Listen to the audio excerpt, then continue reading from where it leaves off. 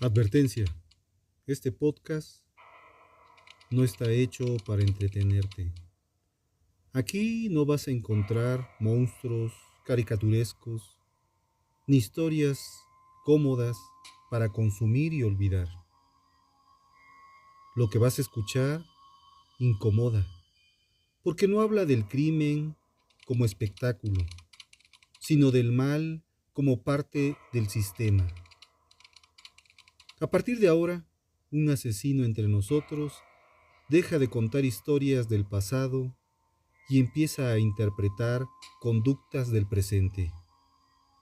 Aquí no analizamos solo a quienes matan, sino a quienes funcionan mientras otros se rompen. Si buscas morbo, este no es el lugar, pero si estás dispuesto a mirar sin anestesia, a cuestionar lo que parece normal, y a entender por qué el peligro rara vez parece peligro, entonces quédate, porque después de este episodio ya no vas a mirar a las personas de la misma manera. Advertencia. Este contenido no es apto para menores de edad. Incluye descripciones psicológicas perturbadoras, impulsos violentos, perfilación criminal y lenguaje íntimo del depredador. No contiene gore ni glorifica el crimen. Escucha con discreción.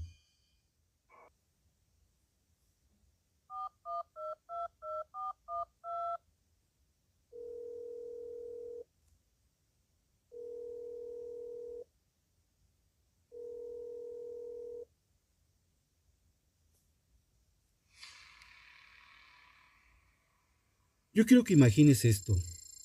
Suena el teléfono, no grita, no amenaza, solo dice una frase: todavía está vivo. Y cuelga. No hay explosión, no hay persecución, pero en ese instante tu vida acaba de estallar por dentro. Así comienza el secuestro perfecto, porque el mochorejas entendió algo antes que todos, que el terror más eficaz no corre, no dispara, no se acelera, es paciente. Daniel Arismendi López no necesitaba matar, le bastaba con demostrar que podía decidir cuándo una persona seguía siendo una persona.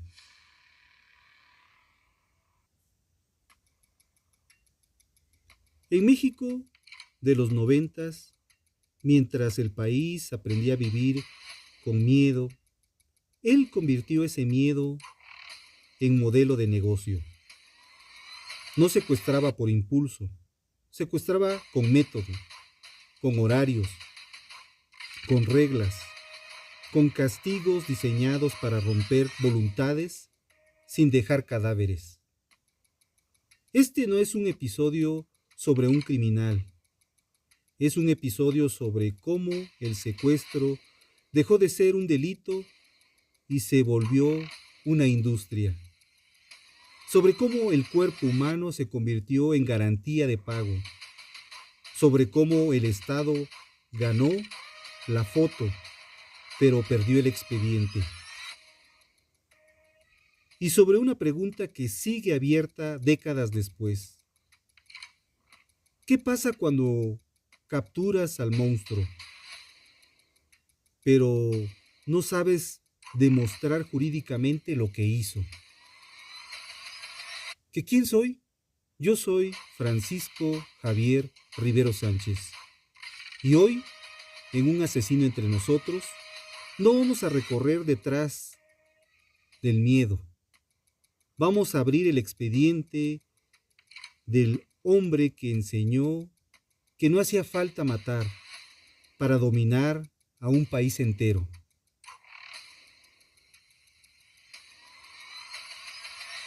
Este es el mochorejas, el secuestro como industria, y el expediente que no quiso morir.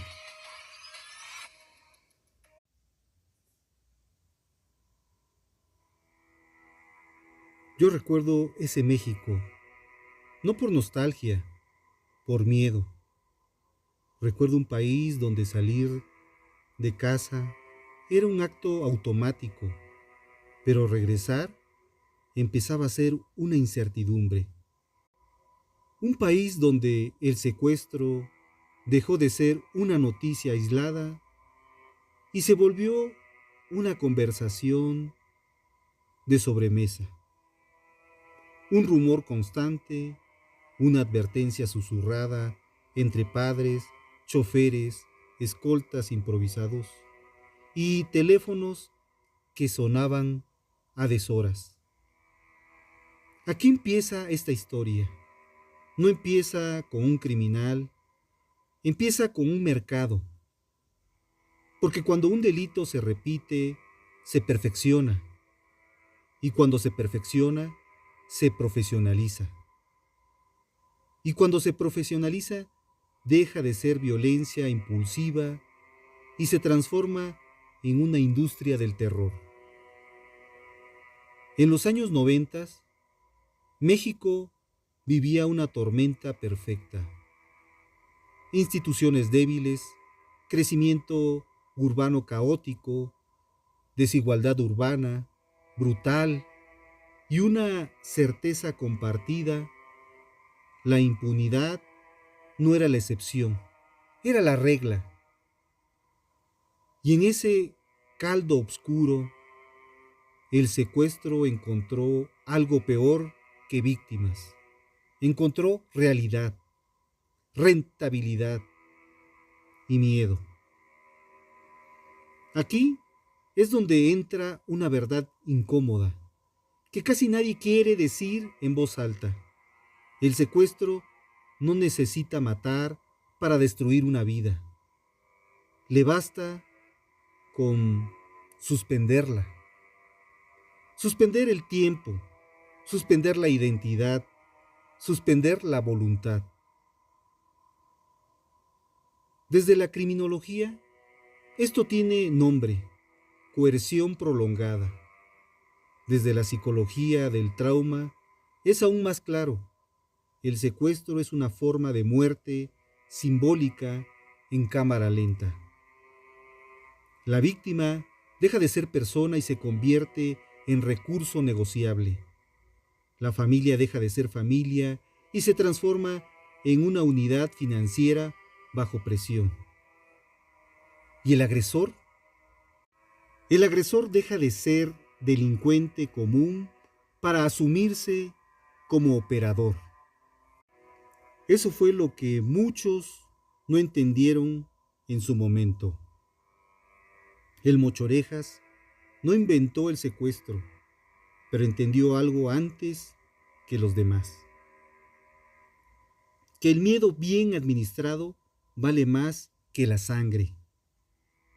Aquí no vamos a contar una historia de golpes ni de persecuciones. Vamos a abrir un expediente distinto.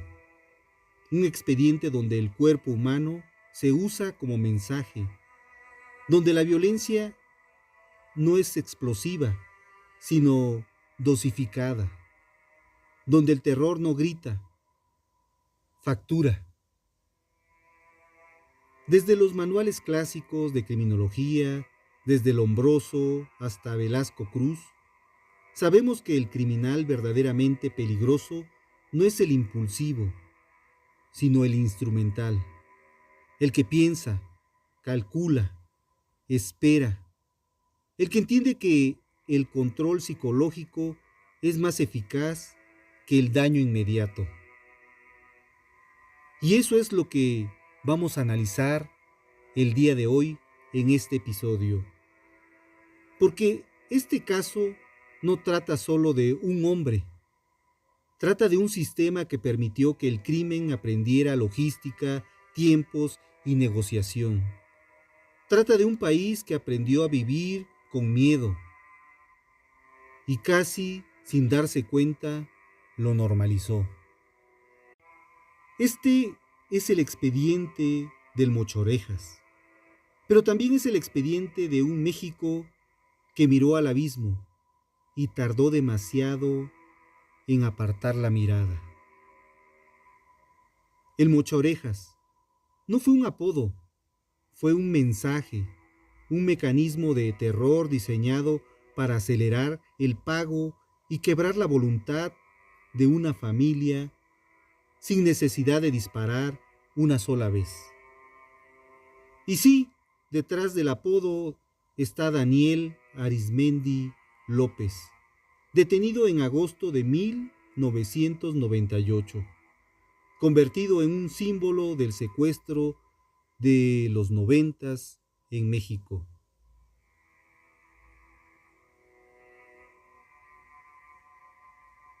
Y ahora sí, vamos a entrar al perfil del hombre que entendió que no hacía falta matar para dominar por completo a una nación. Biografía criminológica del antagonista. Daniel Arizmendi López. Cuando el delincuente aprende a negociar. Yo no empiezo una biografía preguntándome qué hizo un hombre. Empiezo preguntándome cuándo dejó de verse como uno. Daniel Arizmendi López no nace monstruo. Nace en un país donde la astucia vale más que la ley y donde aprender a sobrevivir temprano es casi una virtud. Su historia no es la de un genio criminal romántico, ni la de un loco desbordado. Es la del delincuente que aprende, observa, corrige y escala. Aquí está la primera clave del expediente. Arizmendi no irrumpe, se adapta. En criminología lo llamaríamos un delincuente instrumental funcional. No actúa por arrebato, actúa por resultado.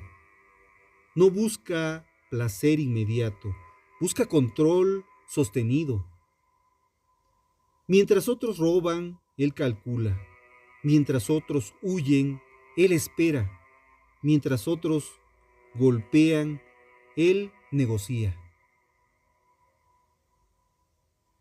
Y esa transacción, ese momento exacto, es el verdadero nacimiento del Mochorejas. Porque hay un punto, siempre hay un punto en el que el delincuente entiende algo decisivo. El cuerpo humano no solo es frágil, es rentable. No rentable como objeto, rentable como palanca psicológica. Aquí no estamos frente a un psicópata clásico desorganizado. No hay explosión emocional, no hay caos. Desde el marco de Harry y Dutton, lo que aparece es otra cosa. Psicopatía funcional, fría, pragmática, orientada a objetivos, capaz de empatía cognitiva, entiende el dolor del otro, pero es incapaz de empatía emocional. No le importa. Daniel Arizmendi aprende rápido que el secuestro no es fuerza bruta, es administración del miedo.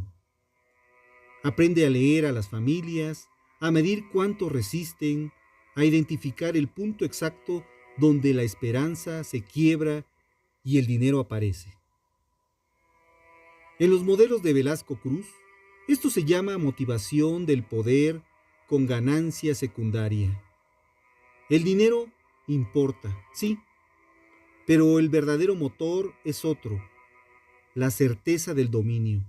Saber que del otro lado del teléfono hay alguien dispuesto a venderlo todo con tal de volver a escuchar una voz.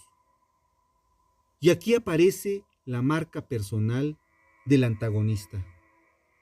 El apodo no surge por casualidad, Surge porque el criminal entiende algo esencial del terror moderno. El miedo necesita símbolos. No basta con amenazar, hay que demostrar capacidad. No basta con decir, puedo hacerlo. Hay que decir, ya lo hice. Desde la criminología ritual, Gamboa lo explica con crudeza. Cuando un agresor repite un acto con valor simbólico, deja de ser un método y se convierte en firma. La firma no busca eficacia, busca identidad, busca reconocimiento, busca reputación. Y Daniel Arizmendi la constituye, no para presumir, para acelerar los pagos, porque cuando un hombre provoca silencio inmediato en una habitación, ya no necesita levantar la voz. Aquí es donde el expediente se vuelve inquietante. El mochorejas no disfruta el caos, disfruta el orden que impone. Horarios, llamadas, instrucciones claras, castigos previsibles. Eso, para una mente criminal, es poder absoluto. Y ese es el rasgo que lo vuelve paradigmático. No es el más violento, no es el más sanguinario, pero sí uno de los más eficientes. Daniel Arizmendi no mata cuerpos, suspende vidas. Y eso, desde cualquier manual serio de criminología, es una forma de asesinato prolongado.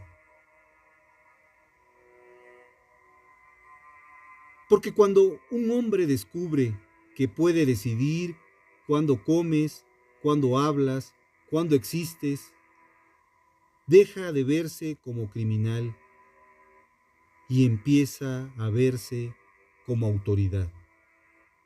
Y ese es el verdadero peligro.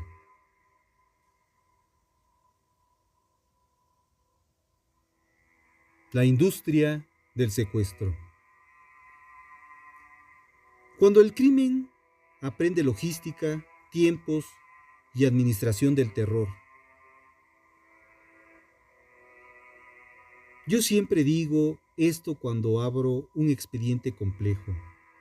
El delito improvisado deja huellas. El delito industrial deja manuales invisibles.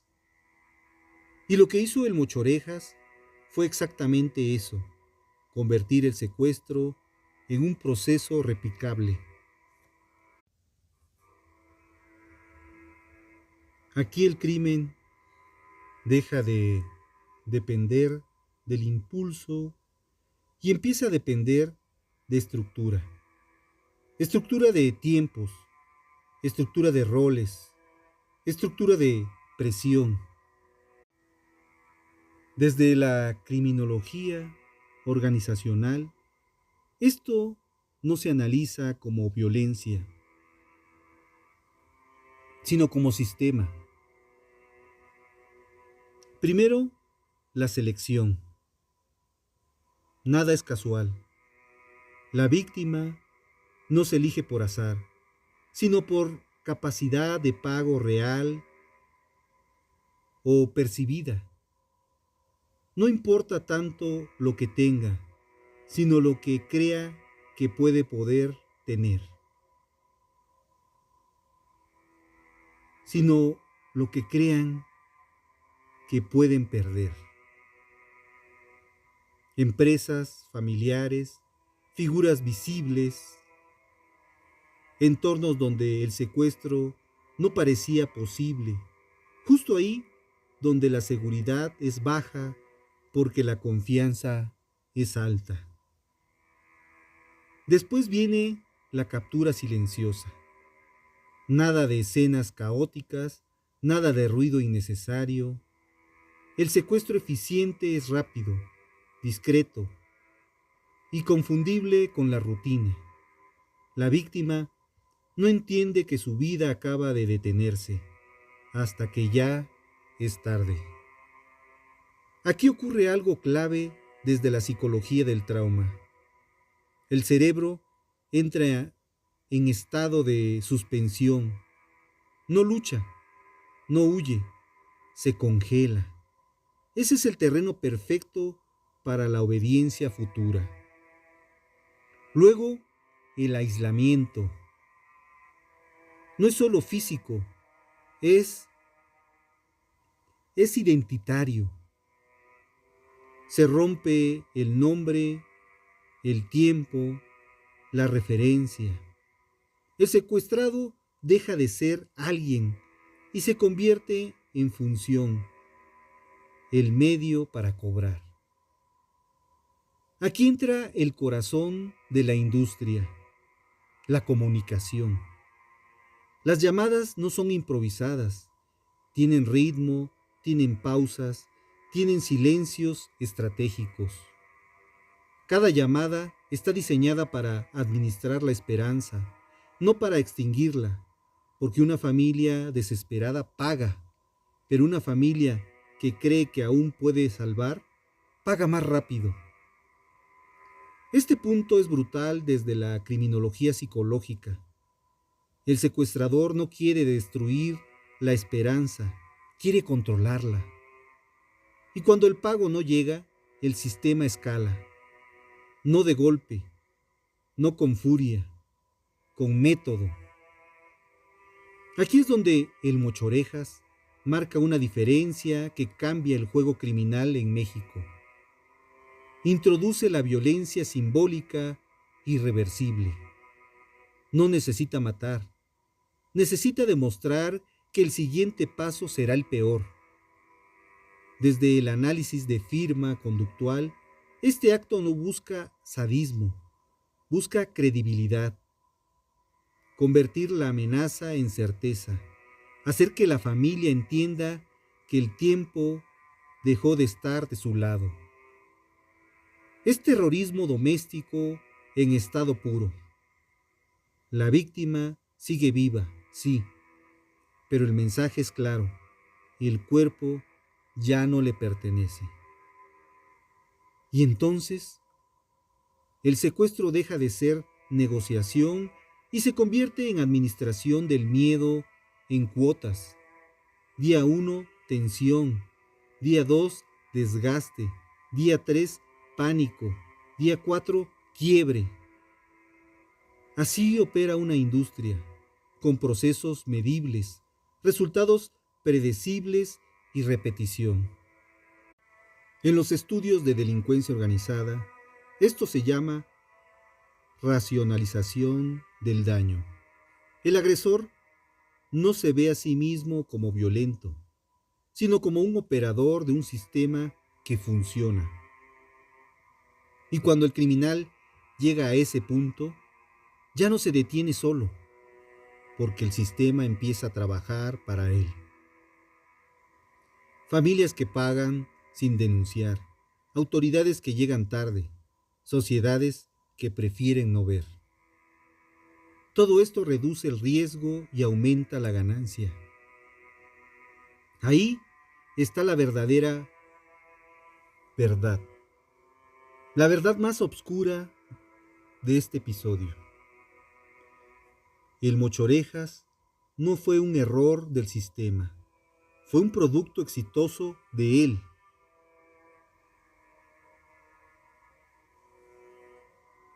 Porque cuando el crimen aprende a organizarse mejor que la justicia, el miedo deja de ser excepción y se vuelve modelo de negocio. La firma psicológica. El acto que convirtió el secuestro en terrorismo doméstico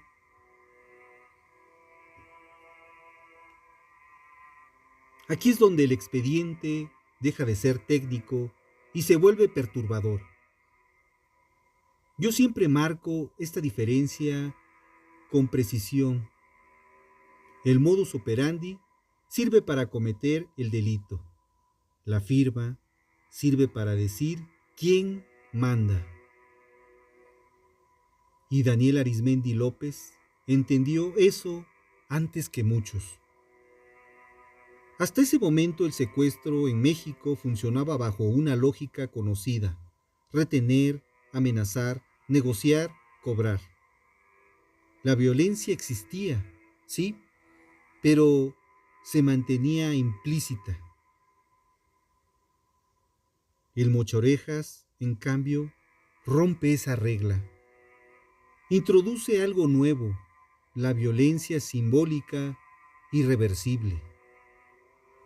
No lo hace por placer, no lo hace por rabia, lo hace por eficacia. Desde la criminología conductual, Holmes, Ressler, Velasco, esto es una firma clara, un acto repetido, innecesario para el éxito material inmediato, pero esencial para finalizar y afianzar el poder psicológico. Aquí está la clave que casi nadie quiere mirar.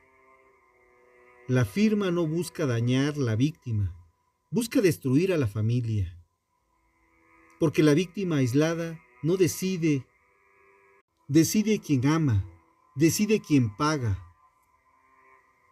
Este acto no necesita describirse para entender su efecto. Basta comprender su función, convertir una amenaza verbal en una certeza corporal. En términos de psicología del miedo, esto genera un fenómeno devastador: la anticipación traumática. La familia no teme lo que ya pasó, teme lo que sabe que puede pasar mañana. Cada hora se vuelve una cuenta regresiva. Cada silencio se interpreta como castigo. Cada llamada se recibe con el cuerpo temblando antes de contestar.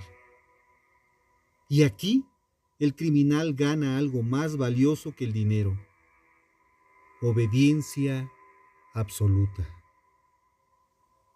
Desde la teoría de la coerción extrema, este tipo de firma transforma el secuestro en una forma de terrorismo íntimo. No busca impacto masivo, sino sumisión total en un núcleo reducido, pero con un eco social enorme.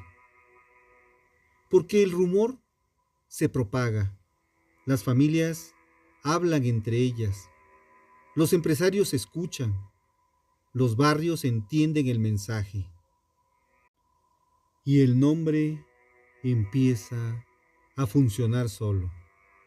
Aquí ocurre algo fundamental. El criminal deja de necesitar explicarse. El apodo se convierte en advertencia. La advertencia se convierte en presión automática.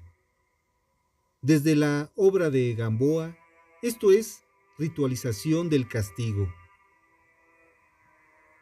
Cuando el daño deja de ser acto y se vuelve lenguaje. Un lenguaje que dice: no negocies conmigo, no me pongas a prueba, yo decido el límite. Y lo más inquietante de todo esto es que Daniel Arizmendi no pierde el control al hacer esto. No grita, no se acelera, no se quiebra. Actúa con frialdad administrativa. Eso lo separa del sádico impulsivo y lo coloca en otra categoría mucho más peligrosa: la del operador del sufrimiento. Porque cuando el dolor se administra sin emoción, el ser humano deja de ser límite y se convierte en herramienta.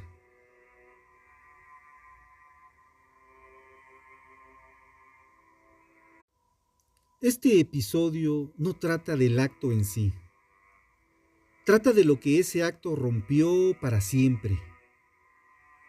Rompió la idea de que el secuestro era negociación, rompió la frontera entre amenaza y daño, y rompió una ilusión colectiva, la de que la violencia siempre necesita matar para dominar. El Mochorejas demostró todo lo contrario. Demostró que el terror más efectivo es el que te deja vivo, pero sin control sobre tu propio cuerpo.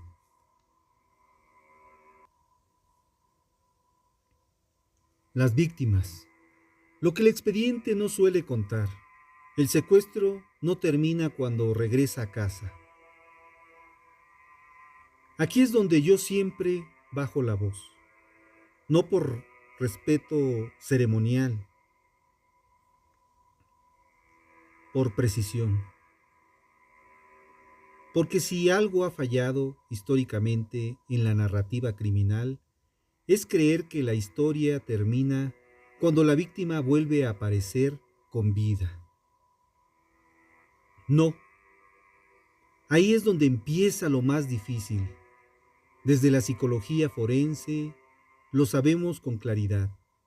El secuestro es uno de los delitos con mayor impacto traumático prolongado, incluso cuando no hay muerte física, porque lo que se rompe no es el cuerpo, es la percepción del control sobre la realidad. Durante el cautiverio ocurre algo devastador. El tiempo deja de existir como referencia confiable.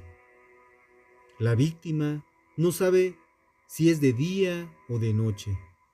No sabe si han pasado horas o semanas. No sabe si la próxima decisión la tomará ella o alguien más. Y el cerebro, para sobrevivir, hace algo peligroso. Se adapta al miedo. En términos clínicos hablamos de disociación funcional, hipervigilancia constante, obediencia automática como mecanismo de protección. No, no es debilidad, es supervivencia. La víctima aprende a que pensar duele, que preguntar cuesta, que obedecer reduce el castigo. Y cuando esa persona regresa al mundo, trae consigo un aprendizaje invisible. El mundo ya no es seguro. Aquí está el punto que casi nadie mira. El secuestro no termina al abrir la puerta de casa. Se instala en el cuerpo. Insomnio, flashback sin imágenes explícitas, reacciones desproporcionadas a sonidos cotidianos, culpa por haber sobrevivido, vergüenza por haber sido usado como moneda. Y luego está la familia. La familia vive un trauma distinto, pero igual de profundo.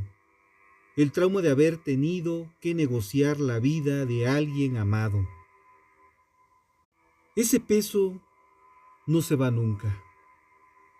Desde la autopsia psicológica y los estudios de victimología, sabemos que muchos familiares desarrollan ansiedad crónica, paranoia funcional, deterioro de vínculos y una pregunta que no se calla. ¿Y si hubiéramos hecho algo distinto? Y ese sí, se vuelve una condena silenciosa. En el caso del Mochorejas, esto agrava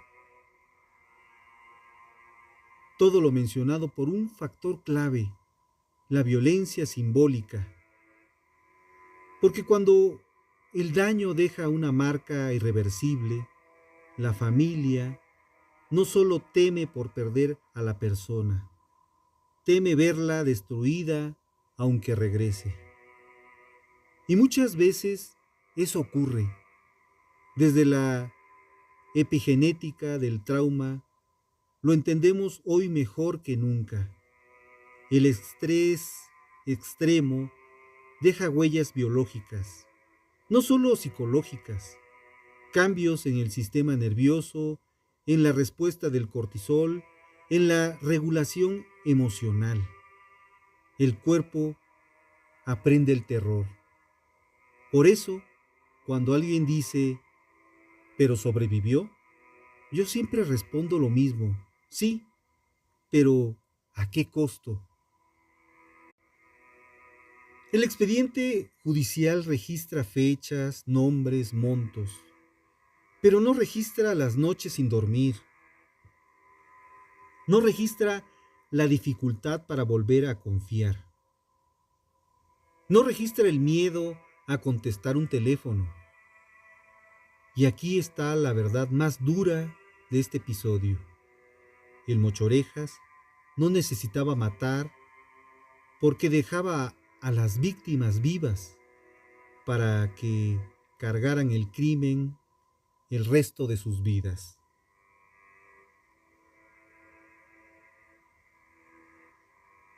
Este episodio es incómodo, molesta, enoja, porque nos obliga a mirar algo esencial. El secuestro es un delito que continúa ejecutándose incluso después de terminar. Y cuando el sistema solo castiga el acto, pero ignora el daño prolongado, la justicia se queda corta. Captura, medios y espectáculo. Cuando el Estado gana la foto, pero no siempre el caso. Aquí el expediente cambia de manos. Ya no lo sostiene el criminal, lo sostiene el Estado. Y eso, lejos de tranquilizar, abre otra grieta.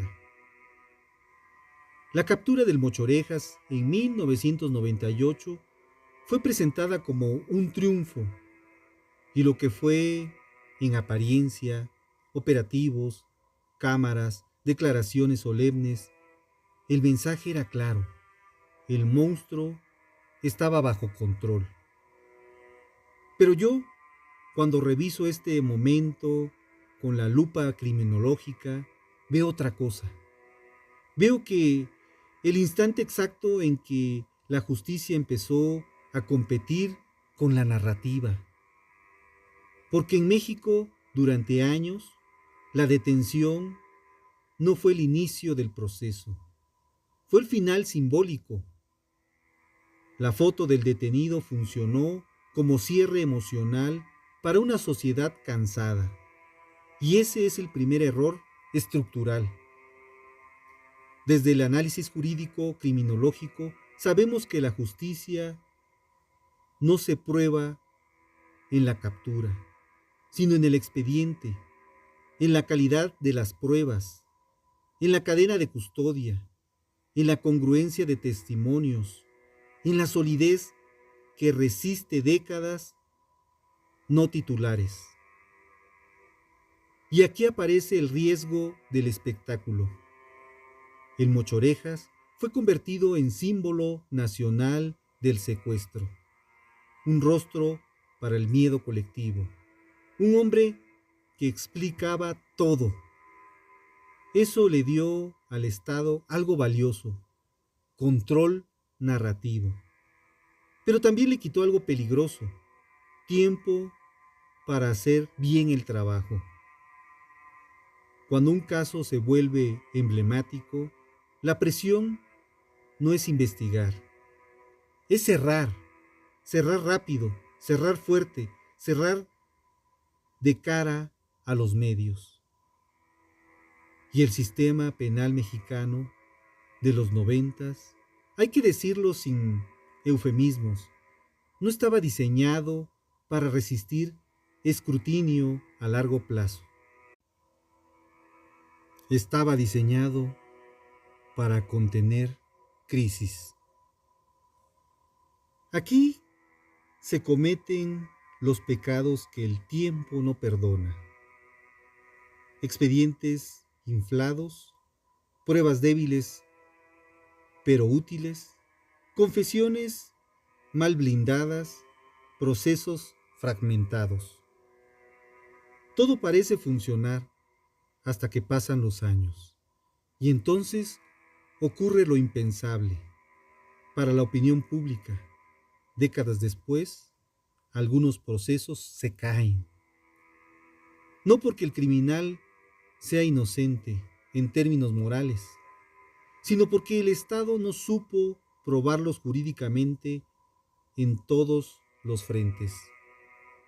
Aquí está el quiebre real del episodio. Porque cuando una absolución parcial aparece en el horizonte, la sociedad siente traición, pero el derecho no opera con emociones, opera con el expediente bien hecho o mal hecho. Y este caso deja una enseñanza brutal. El espectáculo calma, pero no condena. El Mochorejas fue derrotado mediáticamente en 1998, pero el proceso judicial quedó sembrado de grietas que solo el tiempo podía revelar. Desde la criminología institucional, esto tiene nombre: victoria simbólica, derrota estructural. Se neutraliza al agresor, sí, pero se deja vivo el problema de fondo. Un sistema que no documenta el mal con rigor, sino con urgencia.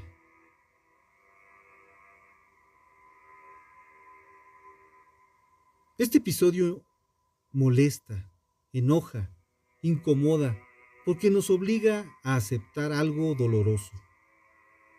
El enemigo no siempre está solo frente a la ley. A veces, la ley también tropieza consigo misma.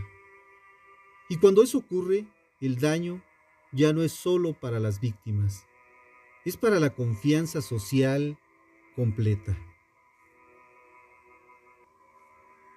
Cuando el expediente sobrevive, pero la justicia se debilita. Aquí ya no hablo como narrador, aquí hablo como quien ha visto expedientes envejecer. Porque hay un momento, siempre hay un momento, en que el monstruo deja de ser criminal y pasa a ser el archivo. Décadas después de la captura, el nombre de Daniel Arizmendi López volvió a circular. No por su nuevo secuestro, no por fuga, sino por algo mucho más inquietante para cualquier Estado de Derecho: una absolución parcial por deficiencias probatorias. Y entonces la sociedad reaccionó como reacciona siempre: con rabia, con miedo, con la sensación de que todo fue en vano.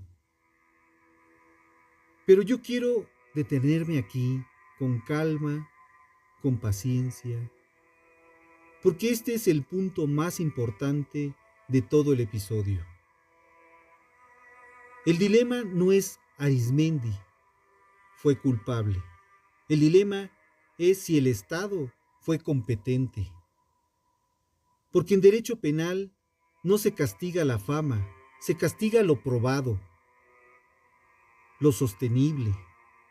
Y cuando un expediente emblemático empieza a mostrar grietas, testimonios mal integrados, procesos fragmentados, cadenas de custodias endebles, lo que se exhibe no es solo a un criminal, se exhibe a todo un sistema que confundió fuerza con solidez. Aquí aparece la pregunta que casi nadie se atreve a formular: ¿qué es más peligroso para una sociedad? ¿Un criminal metódico o un Estado que destruye justicia con prisas y miedo al qué dirán? Porque el criminal actúa una vez, pero el Estado legisla, investiga, juzga para siempre. Cuando una causa se cae 30 años después, no es un triunfo del delincuente, es la fractura diferida de una mala investigación original. Y esto no significa absolver moralmente al agresor. Significa algo más incómodo. Entender que la justicia mal hecha es otra forma de violencia. Violencia contra las víctimas, que creyeron que el caso estaba cerrado. Violencia contra la sociedad, que descubre que el miedo fue administrado, pero la verdad no siempre fue documentada. En criminología institucional lo decimos así: un expediente débil no neutraliza el crimen, lo posterga. Y cada revisión judicial, cada amparo, cada reposición de procedimiento vuelve a abrir la herida. Aquí, el mochorejas deja de ser solo un secuestrador y se convierte en un espejo incómodo. Un espejo que nos pregunta, sin levantar la voz: ¿qué hicimos mal? ¿Qué pruebas no cuidamos? ¿Qué errores preferimos ocultar bajo la alfombra del espectáculo? Pero cuando la justicia se construye para ganar la portada y no para resistir el tiempo, el monstruo siempre encuentra una rendija por donde volver a asomarse.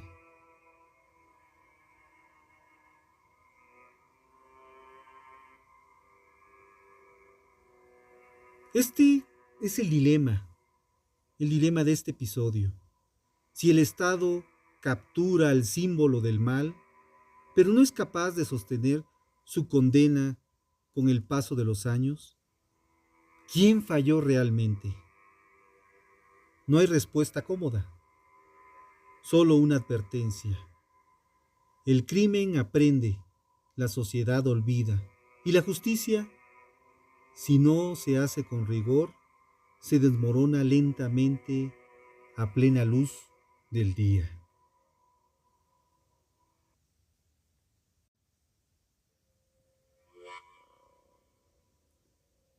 El mochorejas no creó el miedo, lo profesionalizó. Yo cierro este expediente con una certeza de que el mochorejas ya no secuestra, pero su modelo sigue respirando. Porque los criminales pasan, las técnicas quedan. Hoy el secuestro ya no siempre se ejecuta con cadenas ni con cuartos cerrados. A veces se disfraza de extorsión digital, a veces de cobro de piso, a veces de amenazas que nunca se cumplen porque ya no hacen falta. Ya no hacen falta cumplirlas. El verdadero legado del mochorejas no fue el acto, fue la lógica.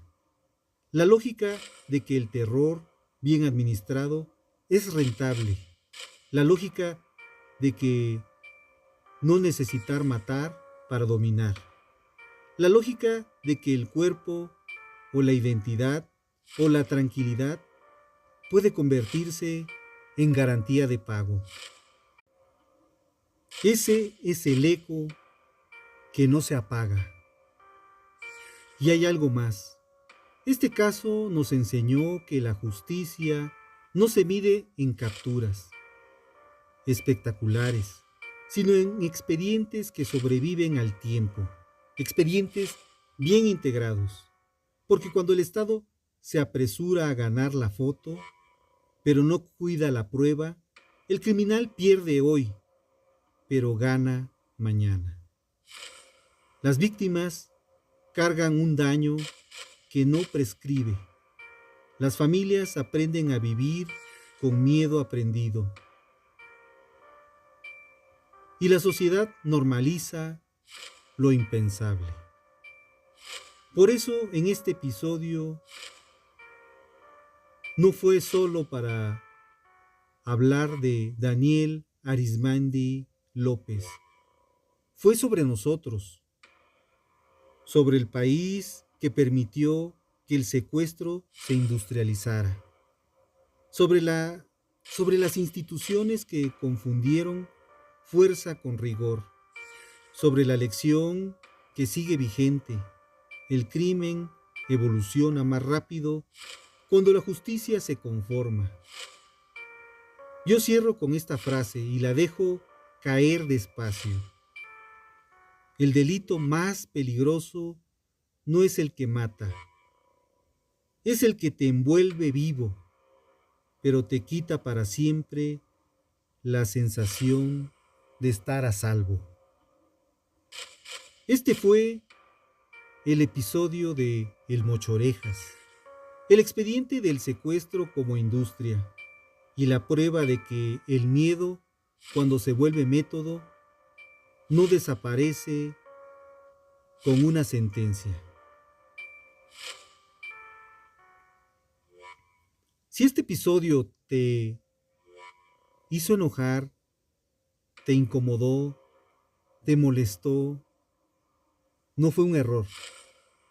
Ese fue el objetivo desde el inicio, porque solo entendiendo cómo se construyó el terror, podemos evitar que vuelva a llamarse de otra forma, mañana.